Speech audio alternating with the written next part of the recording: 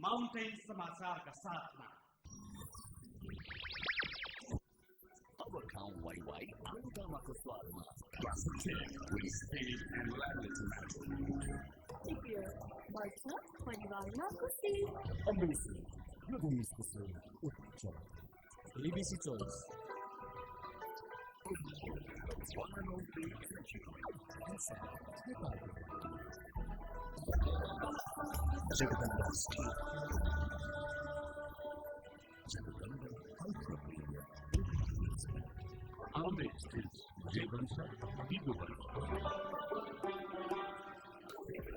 New TVS Apache Metro Edition. True Blue Races.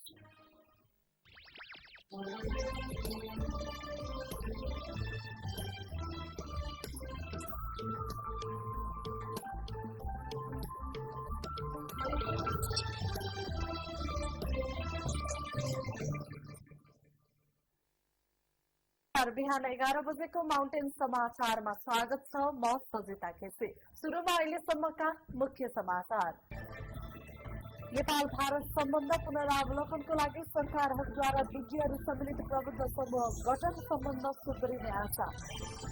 विद्युत आपूर्ति तालिका यथार्थ बनाउन नेपाल विद्युत प्राधिकरणलाई अख्तियारको निर्देशन। प्राधिकरणका पदाधिकारीहरूलाई बोलाएरै निर्देशन।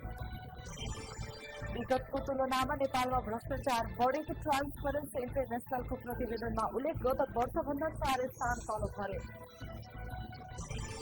भारतको झारखण्डमा नक्सलवादीले जित्याएको 12 सुरुङ विस्फोट हुँदा 7 जना प्रहरीको मृत्यु, अन्य 6 जना प्रहरी घाइते।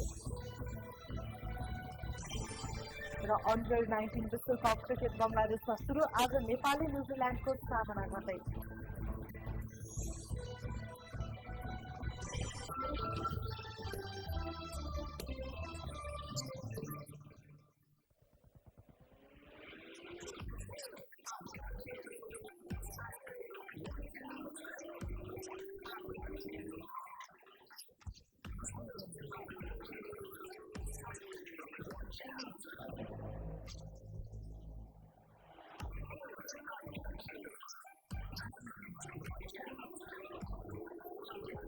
New TVS Apache Metro Edition.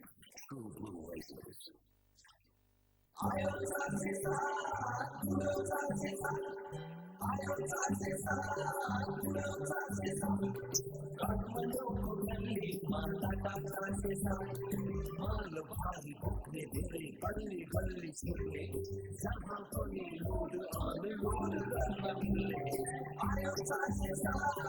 अर्काको किफायती र शक्तिशाली गाडी Tata 707 mini truck.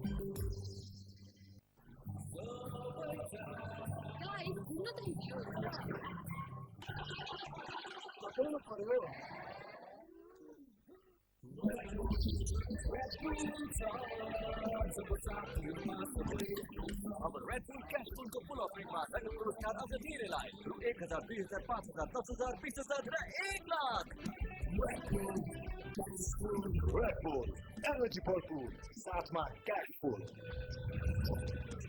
Red Bull, the one and only energy drink.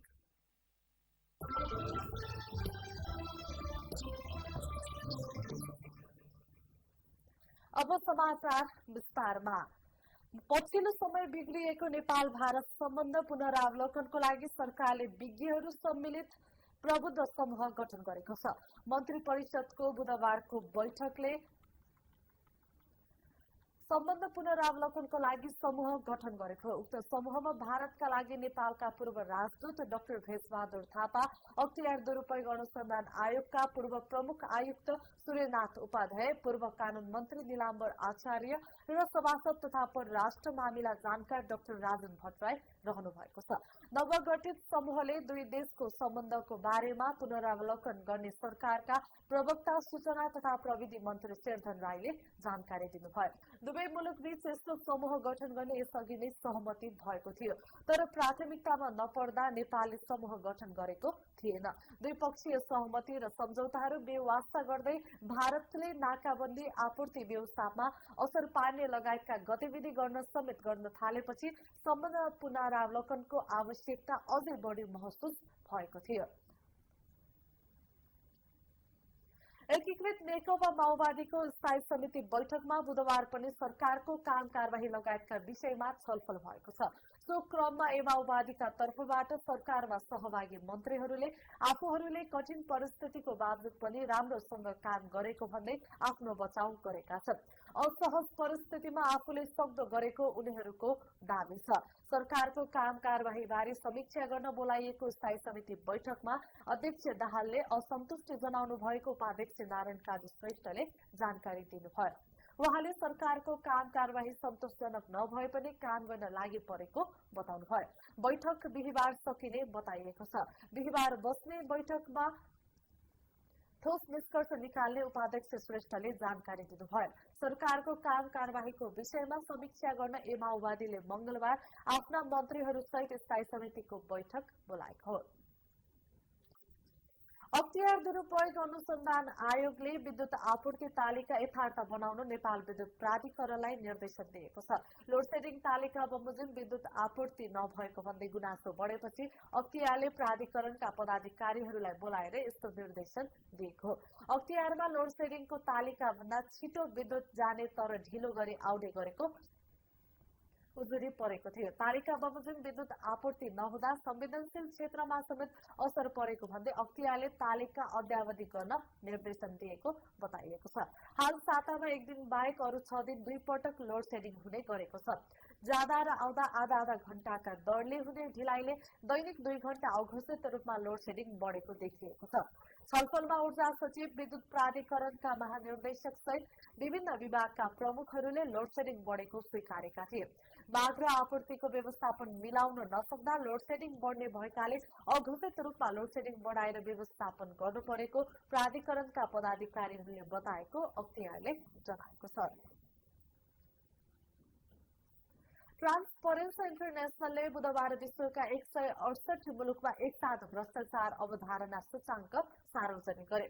Transparency international नेपालले पनि काठमाडौँमा पत्रकार सम्मेलन गरी सूचाङ्क सार्वजनिक गर्यो, जसमा नेपाललाई बढी भ्रष्टाचार हुने मुलुकको सूचीमा 130औं स्थानमा रहेको छ।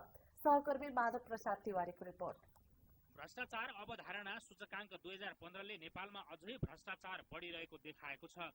ट्रान्सपरेन्सी इन्टरनेशनलले विश्वभर एकै दिन सूचकाङ्क सार्वजनिक गर्दै आएको छ। 100 पूर्णाङ्कमा नेपालले यस वर्ष 27 अङ्क पाएको छ। भन्दा पनि हामी तल झर्यौं र नेपालको अवस्था जम्मा 100 पूर्णाङ्कमा नेपालले 27 अङ्क मात्रै पाउन सकेको छ र 27 अङ्क भने चाहिँ अब 50 भन्दा तल पाउने सबैलाई भ्रष्टाचार व्याप्त मुलुकको श्रेणीमा गणना गर्छ चाहिँ ट्रान्सपरेन्सी इन्टरनेशनलले। आयात निर्यात, सार्वजनिक सेवा, कर भुक्तानी, ठेक्का पट्टा, न्याय प्राप्तिको अवस्था, सरकार, न्यायालय र संसदहरूबाट निजी स्वार्थका लागि पदको दुरुपयोगको अवस्था लगायतका सूचकहरूलाई आधार मानेर ट्रान्सपरेन्सी इन्टरनेशनलले सूचकाङ्क तयार गर्ने गर्दछ।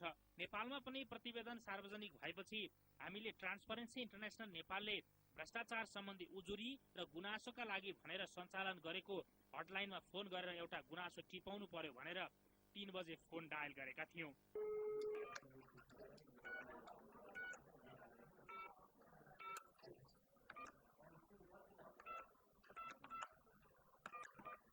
तर विडम्बना, जे हामीले कल्पनासम्म गरेका थिएनौं त्यही भयो।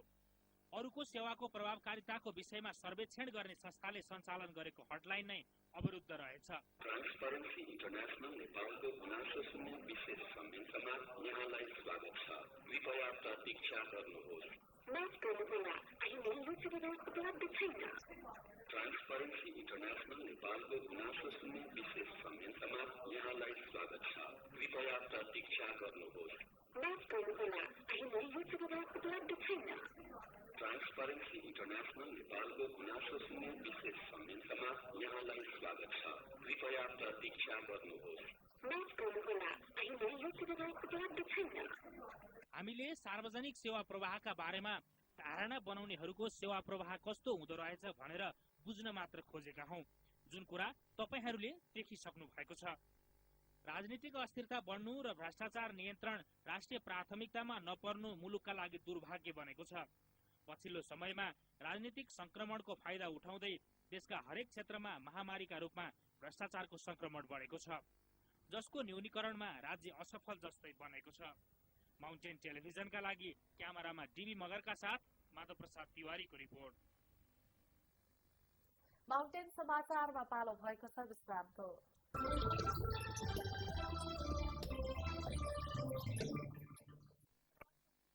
अब नेपाली कांग्रेसका उपसभापति रामचन्द्र पौडेलले 13औं महाधिवेशनमा सभापतिको उम्मेद्वार बन्न आफूले खुट्टा नकमाउने बताउनु भएको छ। तनहुँको सदरमुकाम दमौलीमा बुधबार आयोजित साक्षात्कारमा कांग्रेस उपसभापति पौडेलले सभापतिको उम्मेद्वार हुनबाट आफूलाई कसैले रोक्न नसक्ने बताउनुभयो। उहाँले कार्यकर्ताहरू आफूलाई सभापति बनाउन आतुर रहेको भन्दै आफूले कुनै पनि हालतमा खुट्टा नकमाउने स्पष्ट पार्नुभयो। सभापति सुशील कोइराला र वरिष्ठ नेता शेरबहादुर देउवाले गुटको राजनीति गरेको आरोप लगाउँदै उहाँले त्यसको अन्त्य गर्ने क्षमता आफूसँग रहेको दावी गर्नुभयो।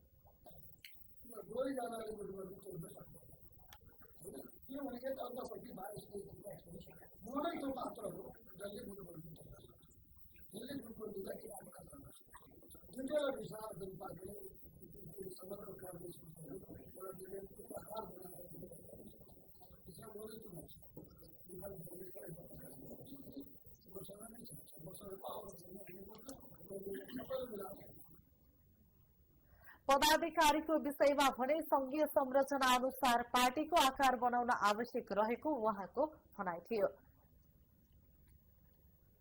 संयुक्त राष्ट्र संघका महासचिव बान की मुनले नेपालको संसदले संविधान संशोधन विधेयक पास गरेकोमा स्वागत गर्नुभएको छ।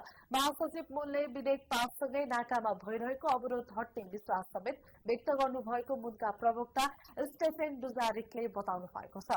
डुजारिकले महासचिव मुनले संविधान संशोधनले संविधानमा देखिएको असन्तुष्टि हट्ने विश्वास व्यक्त गर्नुभएको जानकारी दिनुभयो। मुनले अहिलेको सकारात्मक विकासले नेपालमा आपूर्ति व्यवस्था सामान्य हुने र पुनर्निर्माणमा केन्द्रित हुन सहयोग पुग्ने विश्वास व्यक्त गर्नुभएको पनि डुजारिकले जानकारी दिनुभयो। व्यवस्थापिका संसदले केही दिन अघि मात्रै आन्दोलनरत मधेसी मोर्चाको माग सम्बोधन हुने गरी संविधानमा पहिलो पटक संशोधन गरेको थियो। अन्तर्राष्ट्रिय कानूनका ज्ञाता प्राध्यापक doctor Suresh Subedi Asian journal of international लको सम्पादकीय बोर्डको अध्यक्षमा निर्वाचित हुनुभएको छ। थाइल्याण्डको राजधानी ब्याङ्ककमा सम्पन्न एशियन सोसाइटी अफ इन्टरनेशनल लको 5औं अन्तर्राष्ट्रिय सम्मेलनले प्राध्यापक सुवेदीलाई अध्यक्षमा चयन गरेको हो। बेलायतको क्याम्ब्रिज विश्वविद्यालयबाट प्रकाशन गरिने यो जर्नल अन्तर्राष्ट्रिय कानूनका क्षेत्रमा ख्याति प्राप्त जर्नल हो। सम्मेलनमा विश्वभरिका अन्तर्राष्ट्रिय वकिल, न्यायाधीश, अन्तर्राष्ट्रिय न्यायिक अदालतका न्यायाधीश, संयुक्त राष्ट्र संघका कानून सम्बद्ध अधिकारी र विश्वभरिका ख्याति प्राप्त विश्वविद्यालयका प्राध्यापकहरूको सहभागिता रहेको थियो। नेपाली मूलका सुवेदी बेलायतको लेड्स विश्वविद्यालयमा अन्तर्राष्ट्रिय कानूनका प्राध्यापक हुनुका साथै ग्लोबल पोलिसी फोरम फर नेपालका अध्यक्ष पनि हुनुहुन्छ। संविधान संशोधनले पनि मधेसको माग पूरा नभएको ठहर गर्दै मधेस केन्द्रित दलहरूले आन्दोलनलाई अझै सशक्त बनाउने भन्दै महागठबन्धन बारे छलफल शुरू गरेका छन्। तर मोर्चाभित्रकै एक घटक संघीय समाजवादी फोरमले राष्ट्रव्यापी आन्दोलनको आवश्यकता रहेको भन्दै संघीय वृहत गठबन्धन बनाएर आन्दोलन गर्ने जनाएको छ। यसरी मोर्चाभित्रका पार्टीहरू आन्दोलनलाई कसरी अगाडि बढाउने भन्ने विषयमा विभाजित बन्दै गएको देखिएको छ। सहकर्मी विनय कुमारको रिपोर्ट। तराई मधेसमा 5.5 महिनादेखिको आन्दोलन निष्कर्षमा नपुगेपछि मधेस केन्द्रित दलहरूले विभिन्न मोर्चामा आबद्ध पार्टीहरूलाई एक ठाउँमा ल्याउन भन्दै आन्तरिक तयारीमा जुटेका छन्। संयुक्त लोकतान्त्रिक मधेसी मोर्चामा आबद्ध सद्भावना पार्टीका अध्यक्ष राजेन्द्र महतोले तराई मधेस क्षेत्रको आन्दोलनमा सक्रिय पार्टीहरू मिलेर महागठबन्धन बनाउने प्रस्ताव गरेका छन्। सद्भावना अध्यक्ष महतोले सरकारलाई दबाव दिने उद्देश्यले महागठबन्धन निर्माणको लागि मंगलबार जेपी गुप्तासँग छलफल गरेका थिए। तर मोर्चाकै एक घटक संघीय समाजवादी फोरमका अध्यक्ष उपेन्द्र यादवले केन्द्रीय समिति बैठकबाट आन्दोलनलाई काठमाडौँ केन्द्रित बनाउनु पर्ने निष्कर्ष सहित संघीय बृहत गठबन्धनको आवश्यकता रहेको भन्दै यस अघि नै निर्णय गराएका छन्। हुन त आन्दोलन सशक्त बनाउने भनेर संघीय बृहत गठबन्धन बनाउने कुनै नयाँ परिकल्पना भने होइन। यस अघि पनि मधेसी, थारू, आदिवासी जनजाति, महिला, पिछडा वर्ग लगायतका 9वटा पार्टीहरू मिलेर संघीय मोर्चा बनाएर आन्दोलन गर्दै आएको थियो। तर संघीय मोर्चामा आबद्ध पार्टीहरूले मोर्चालाई छाडेर छुट्टै आन्दोलनमा छन्।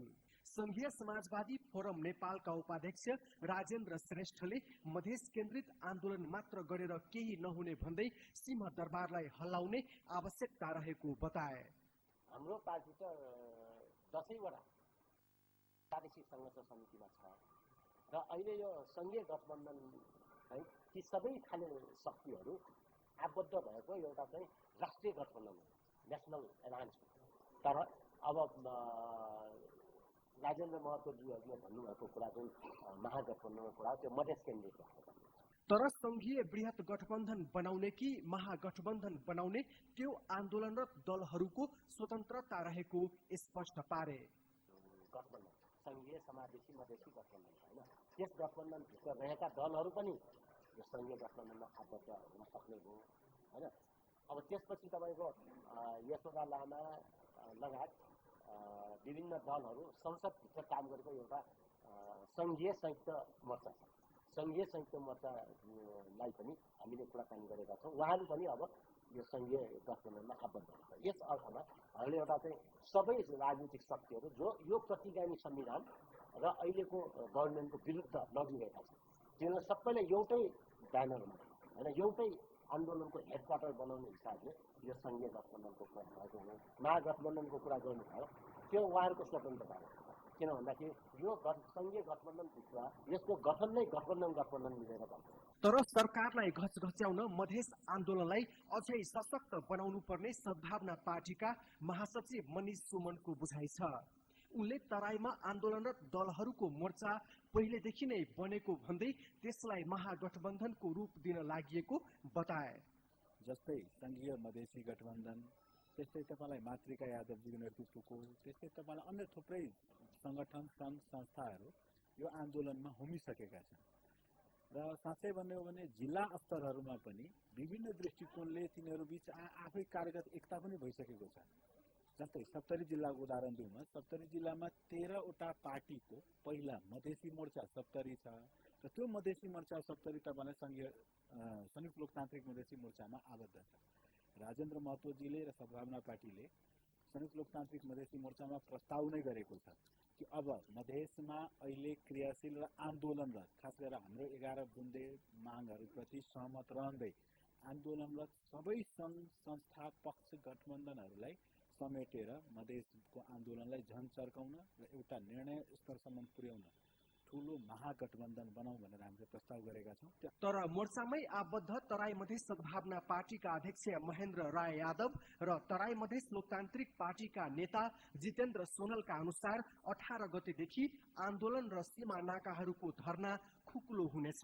यसरी मधेस केन्द्रित दलहरू आन्दोलनलाई कसरी अगाडि बढाउने भन्ने विषयमा मत विभाजन भएको देखिएको छ। माउन्टेन टेलिभिजनका लागि क्यामेरामा दिनेश रजक र डीबी मगरका साथ विनय कुमार, काठमाडौँ। अब पालो आर्थिक समाचारको। आर्थिक समाचारका साथमा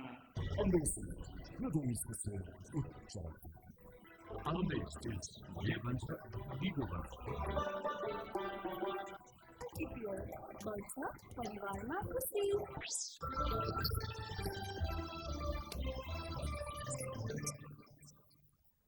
कृषि विकास मन्त्रालयले यो वर्ष गहुँको उत्पादनमा पनि कमी आउने बताएको छ।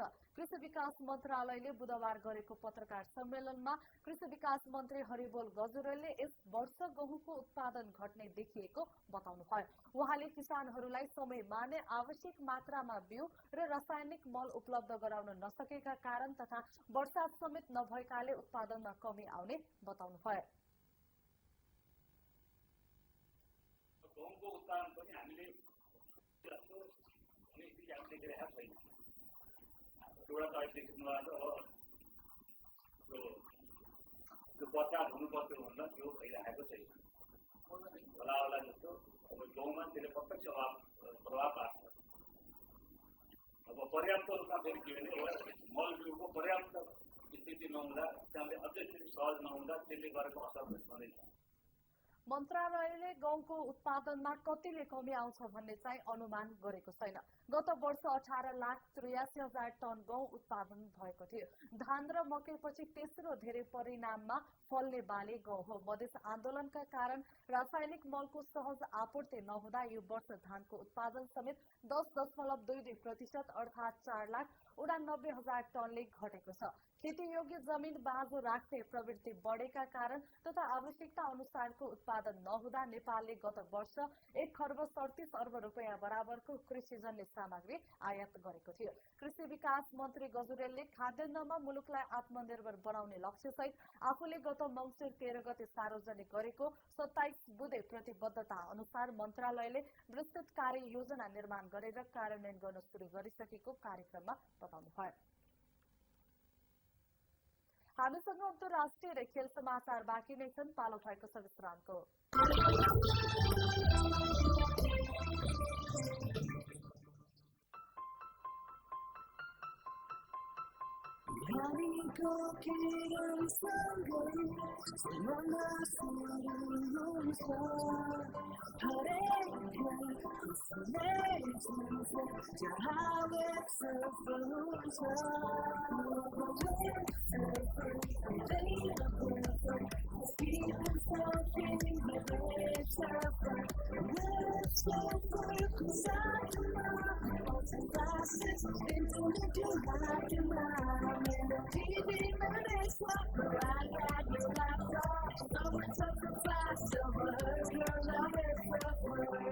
Web Surfer, अब घर घरमा fast internet.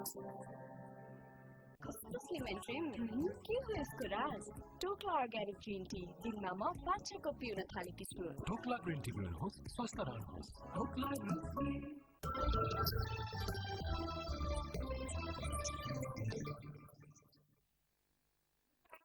स्वागत छ। अब पालो अन्तर्राष्ट्रिय समाचारको।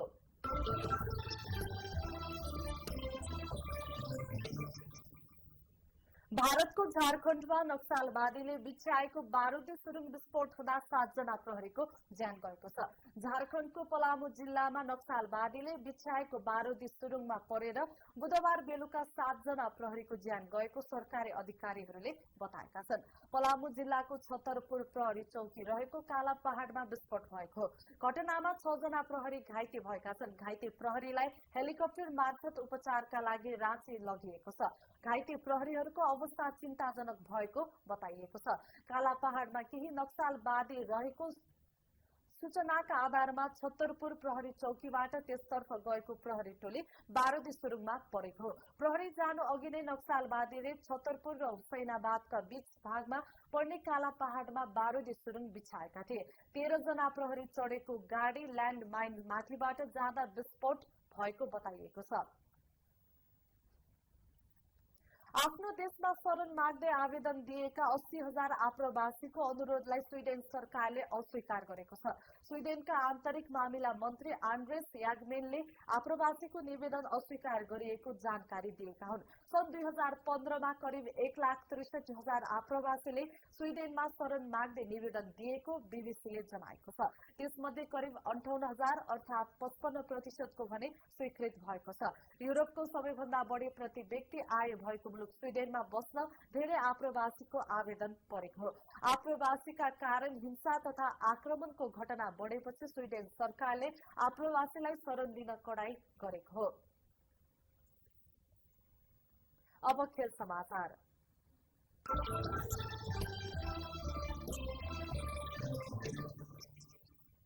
बंगलादेशमा जारी अन्डर 19 विश्वकप क्रिकेटमा आज नेपालले न्यूजील्याण्डको सामना गर्दैछ। बुधबारबाट सुरु भएको अन्डर 19 विश्वकप क्रिकेटको आफ्नो पहिलो खेलमा नेपालले न्यूजील्याण्डको सामना गर्न लागेको हो। यसअघि आयोजक बंगलादेशले विजयी सुरुवात गरेको छ। बुधबार चटगाउँमा भएको खेलमा बंगलादेशले दक्षिण अफ्रिकालाई 43 रनले पराजित गरेको थियो। अब मौसम सम्बन्धी जानकारी।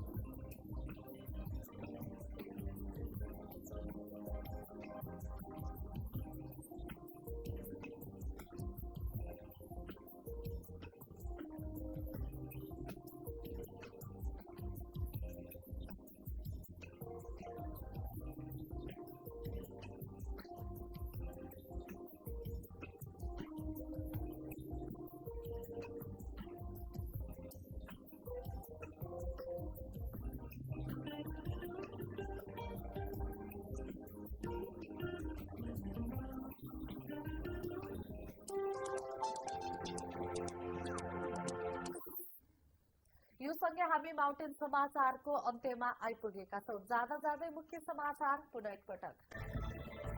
नेपाल भारत सम्बन्ध पुनरावलोकनको लागि सरकारद्वारा विज्ञहरू सम्मिलित प्रबुद्ध समूह गठन, सम्बन्ध सुध्रिने आशा।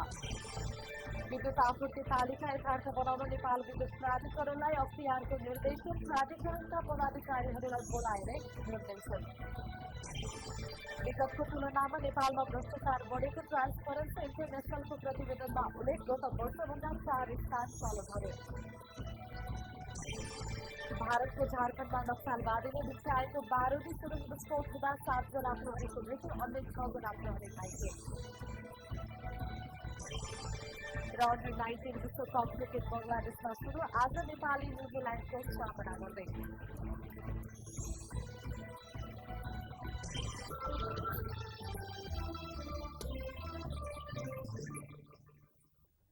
माउन्टेन समाचार अहिलेलाई सकियो। माउन्टेन टेलिभिजन हेर्दै रहनुहोला। नमस्ते।